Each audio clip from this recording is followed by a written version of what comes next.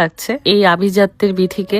ভালো লাগাটাই স্বাভাবিক, কিন্তু যখন অসহায় ছিল, শূন্য ছিল, তখন কেন কারো ভালো লাগেনি? তাই এখন সেই মিথ্যা ভালোবাসাগুলোর কোনো প্রয়োজন নাই। চায় না কারো সিম্প্যাথি, কারো আদর স্নেহ।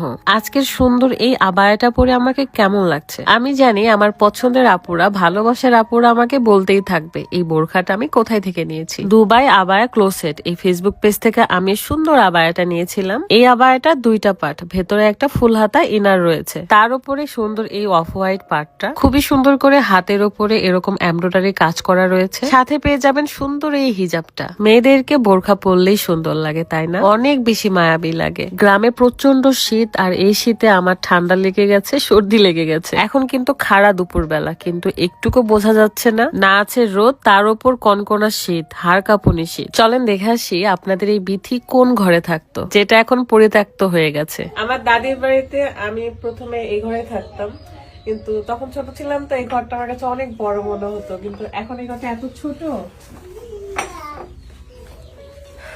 কিছু দেখা যাবে না লাইট ছাড়া।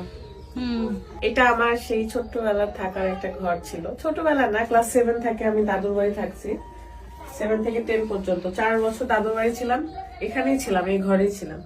তো এখানে খাবার দাবারের জিনিসপত্র রাখা হতো, এখানে বইপত্র রাখতাম। এখানে আমাদের একটা চৌকি ছিল, সেই চৌকিতে দাঁড়াই থেকে আমি এটাকে ঝুলো খেলতাম, মানে চৌকিতে দাঁড়াই থেকে ঝুলো খেলতাম। চৌকিটা অনেক নিচু ছিল, যাই হোক। আর এখন হাতে ধরা যাচ্ছে।